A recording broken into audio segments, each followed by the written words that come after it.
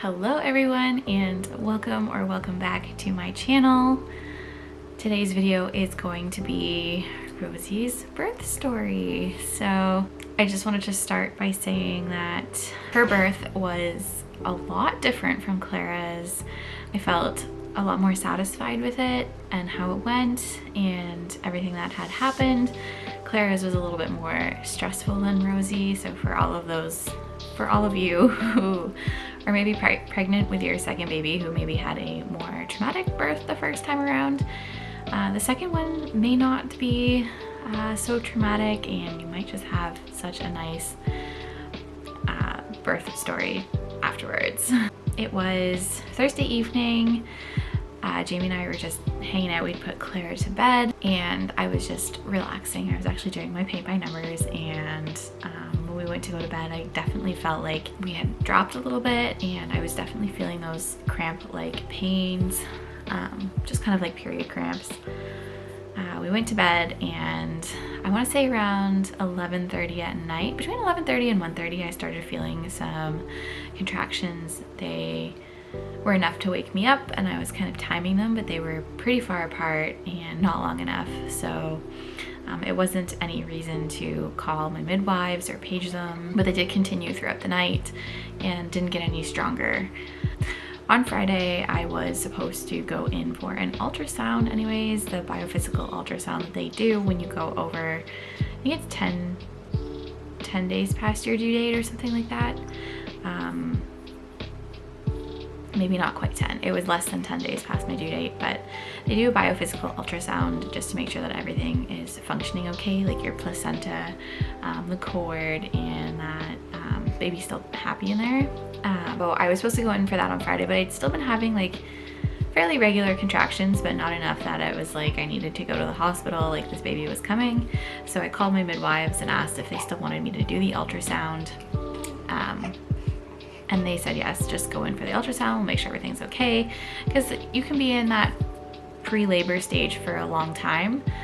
So that morning we actually dropped Clara off at her grandparents' house. Since I was having contractions, we were just like, she's likely gonna stay the night, she might stay 2 nights. And honestly, I think knowing that Clara was in a safe place with her grandparents and we didn't have to rush her off anywhere or rush someone over to our house when I was in labor, maybe kind of helped to progress the labor a little bit, like just knowing that she was taken care of. But she went over to her grandparents on Friday, we dropped her off, and then went to the hospital for the ultrasound. I had the ultrasound and they said everything looked good, baby was happy. And then we went back home because again, like I was having contractions, but they weren't quite far enough apart. We actually went to Costco. We went to Costco and did our grocery shop for the week, and got some lunch and then went home and just kind of hung out at home. We actually started to watch some TV shows, and we started watching Only Murders in the Building, which is actually a really good show. So if you haven't watched that already, give it a chance. Just kind of hung out. Like I was having contractions, they just weren't strong enough, weren't close enough together. So we went to bed, and around, I want to say it was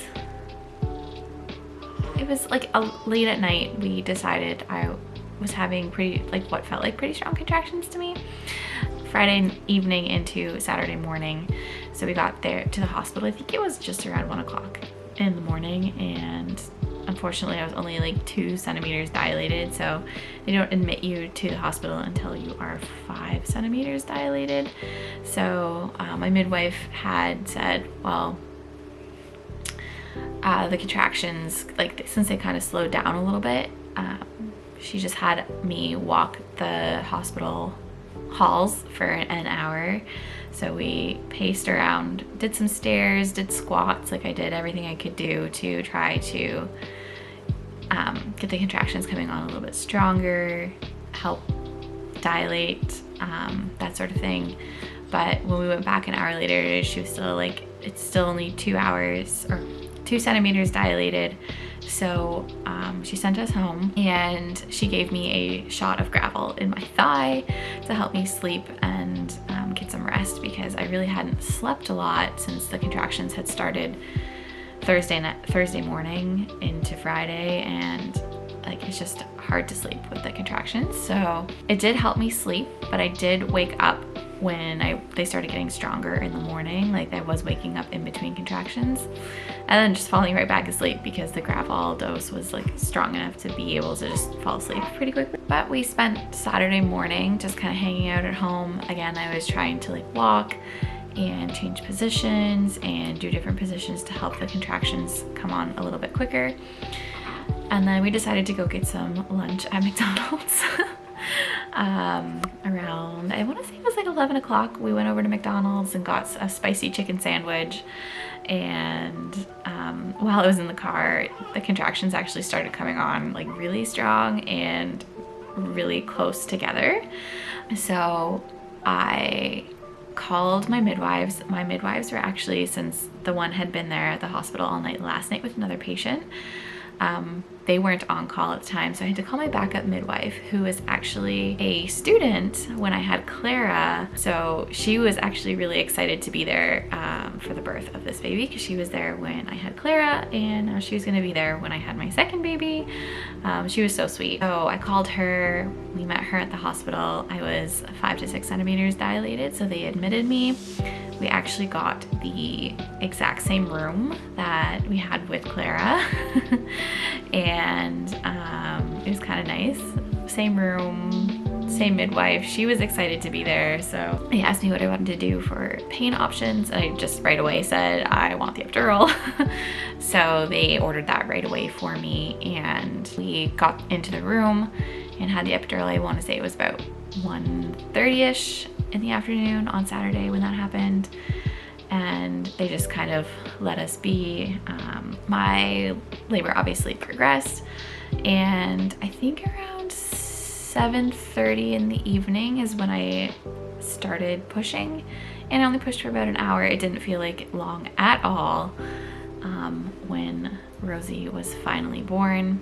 It was actually a really nice, calm experience. There was only myself, Jamie, 2 midwives, a nurse, and a doctor in the room with us. So it was very like peaceful. I didn't push for very long.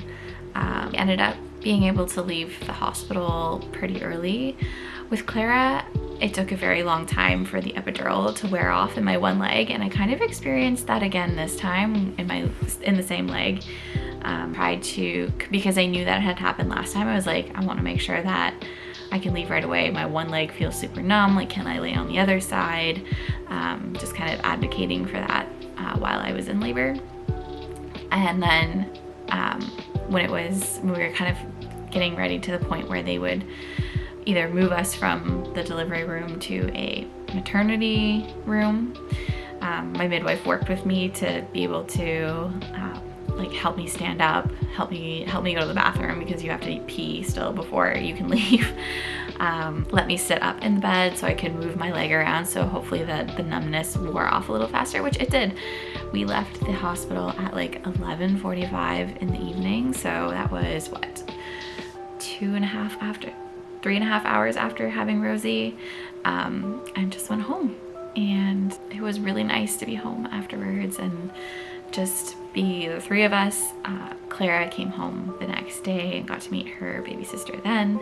So yeah, that's our birth story with Rosie.